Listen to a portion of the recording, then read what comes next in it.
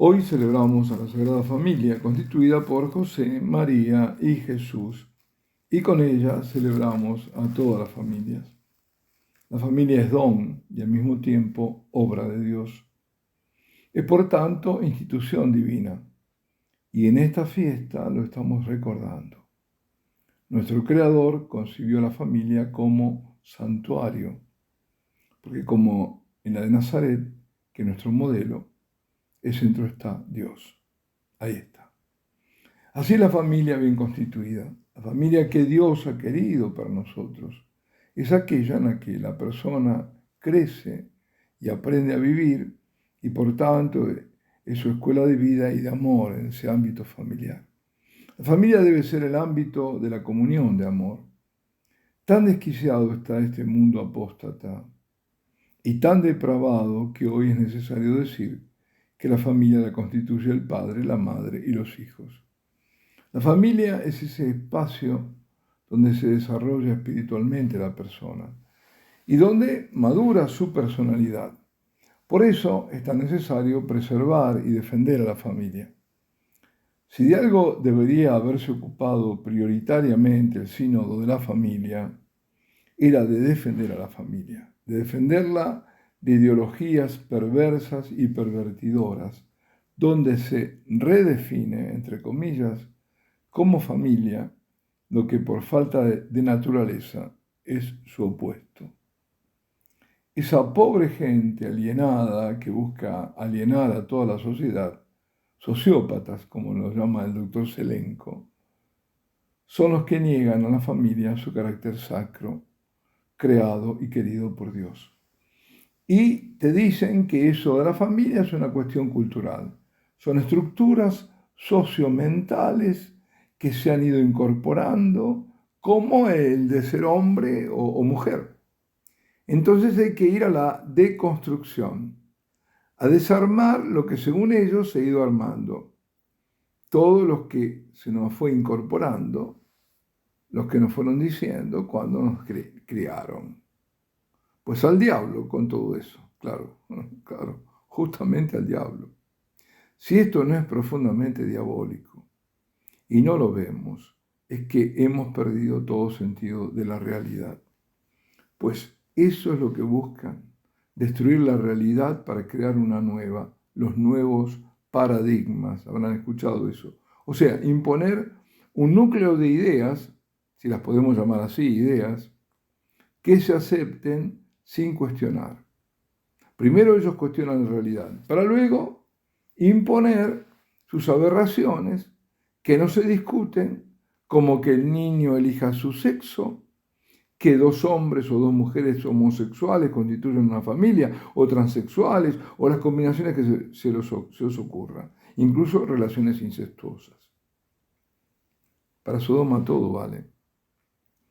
Eso que ya estaba presente hace 8 años y que se veía los fenomenales recursos que se estaban utilizando para imponer la ideología de género y toda esta otra porquería, o sea, la destrucción de la familia de la persona, no fue, lamentablemente, el tema principal de debate, sino los divorciados vueltos a unir.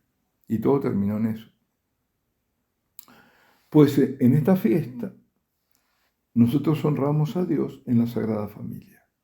Al Padre que quiso que el Hijo naciera, se nutriera, viviera, creciera y se educara en una familia. Y para eso primero eligió a María como la madre de su Hijo y junto a ella a José como la cabeza y el custodio de la familia.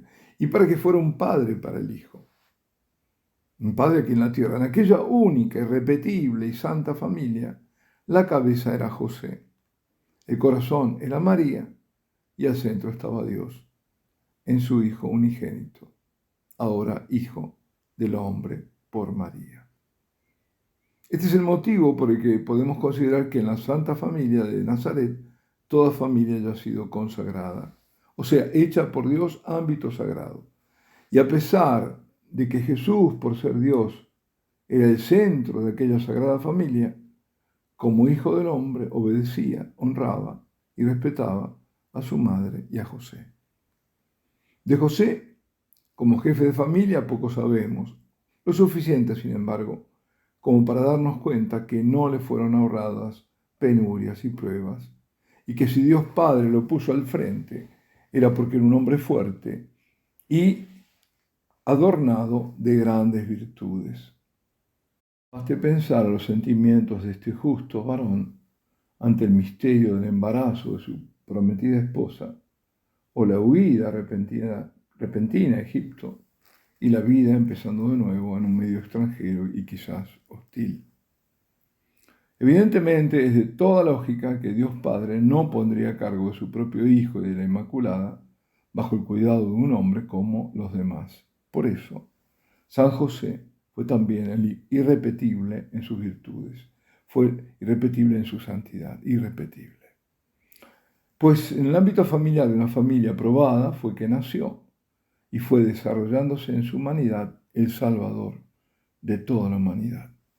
Vivió por unos 30 años en lo oculto de la vida doméstica, en lo cotidiano, en un puesto marginal de la marginal Palestina, periférico, dirían hoy, con respecto a lo que era entonces el mundo, con su dialecto, la pobreza de elementos, en la austeridad santa y ciertamente con algunas veces sus privaciones.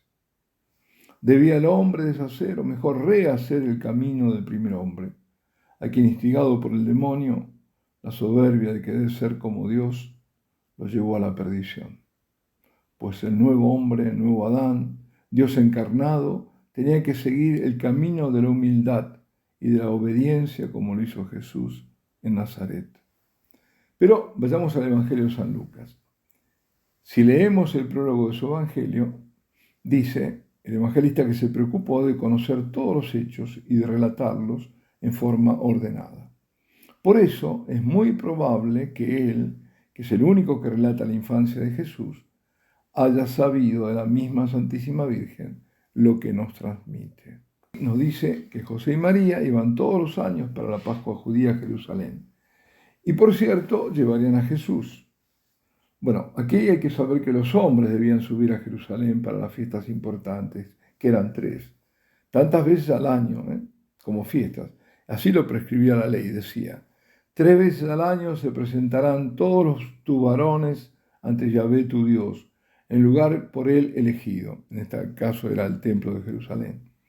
En la fiesta de los ácimos, en la fiesta de las semanas y en la fiesta de los tabernáculos. Y no se presentarán ante Yahvé con las manos vacías. Cada uno ofrezca a proporción de lo que pueda dar, según la bendición que Yahvé, tu Dios, te haya otorgado. Deuteronomio 16, 16, 17. Las mujeres estaban exentas, como los niños también, hasta los 13 años los niños, edad en que ya se los consideraban mayores como para asistir al culto.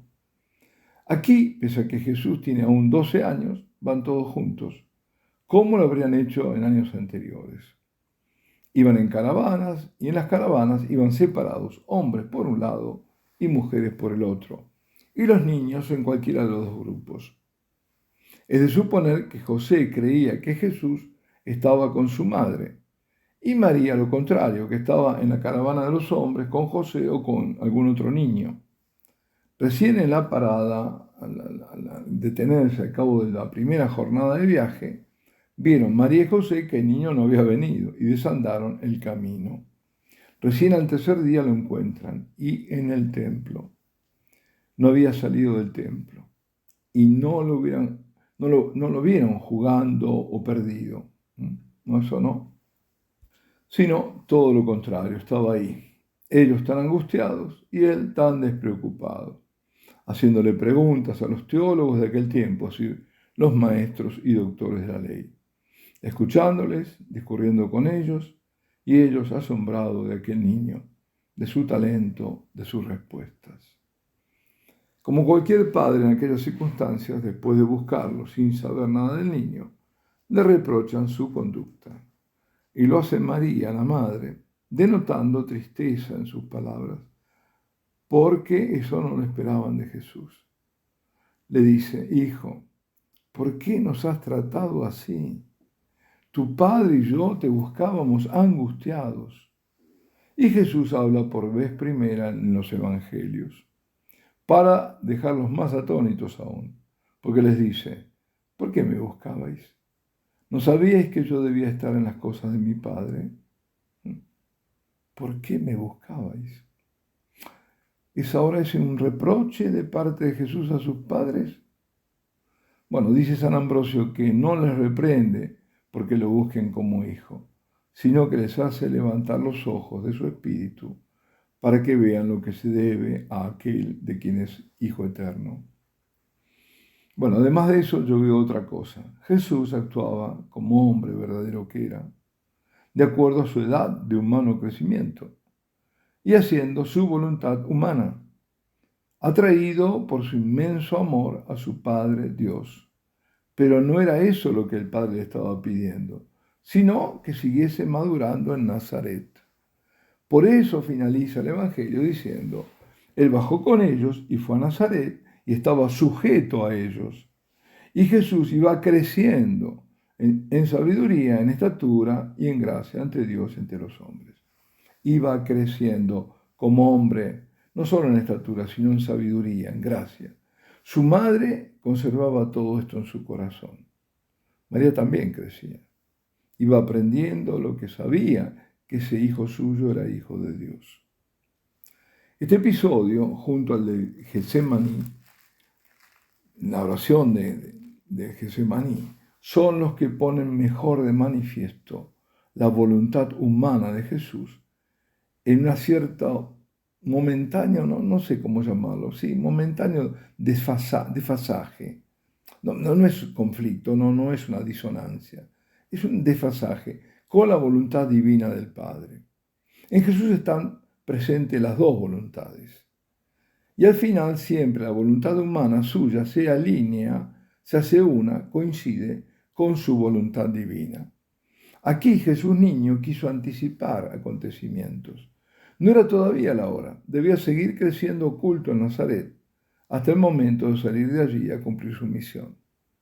Y terminar, esa vez sí, en Jerusalén, fuera de sus muros, cuando el templo de su cuerpo fuera destruido, para luego él erigirlo al tercer día.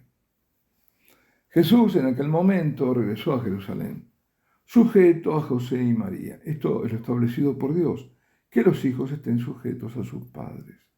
Por eso, porque Dios ha establecido esa autoridad de los padres sobre los hijos, la rebelión a los padres es rebelión contra Dios. Por lo mismo, dentro de un contexto anárquico, como las luchas que hoy se presentan, del odio feminista, que de femenino no tiene nada, sino todo lo contrario, porque niega la naturaleza femenina, que es la de la belleza, la maternidad, la finura, la delicadeza, la espiritualidad refinada ante la que el varón se inclina, o todas esas otras rebeliones también violentas, como eran las de colores y negras, como la muerte, son todas, lo vemos ahora, rebeliones de la guerra contra Dios. Como decía al principio, la rebelión a Dios, la gran apostasía, hoy se manifiesta en el absurdo de pretender redefinir diabólicamente el significado de familia, cuando este es unívoco. Familia es solo aquella constituida por padre, madre e hijos. Punto. Por otra parte, muchísimas familias están heridas, divididas, quebradas. Solo el Señor tiene el poder de restaurar las vidas, de cicatrizar las heridas, de devolver la esperanza y de dar la paz. Solo Él. Pero todo lo que el Señor haga lo hará sin quebrantar su ley. En Dios no hay contradicción y Él no otorga excepciones o da concesiones para vivir contra su ley. El Señor tiene sus caminos, pero nunca estos son contradictorios ni ambiguos. Las familias están bajo ataque persistente del enemigo. En estos momentos los blancos son los niños. Y las amenazas, y más que amenazas, hechos de quitarles a los padres la patria potestad de sus hijos. Para luchar contra esta perversión absurda, pero mortal en cuanto al daño que puede infligir, contamos con el auxilio de un niño, con la fortaleza de un cordero, con un Dios que se hizo pequeño para que no tengamos miedo de Él y para que confiemos, porque ese niño que ayer y hoy es signo de contradicción. Vino a librarnos y esa liberación empieza hoy mismo, cuando lo acogemos y decidimos seguirlo. Él irradia su paz, su amor, su protección, desde un pesebre, desde una cuna, desde el seno de una familia, la suya, la de María y José. José, el hombre fuerte que el Padre eligió para la familia de su Hijo. Grande es el poder de San José, junto al de María. Por eso nosotros que nos hemos consagrado y renovado la consagración a la Santísima Virgen, hoy le pedimos a San José vivir bajo su patrocinio. Seamos de Dios por María, consagrados a su Inmaculado Corazón. Pidamos la protección de San José, sabiendo que la obtendremos, y adoremos a Jesús niño en Belén y presente en el Santísimo Sacramento.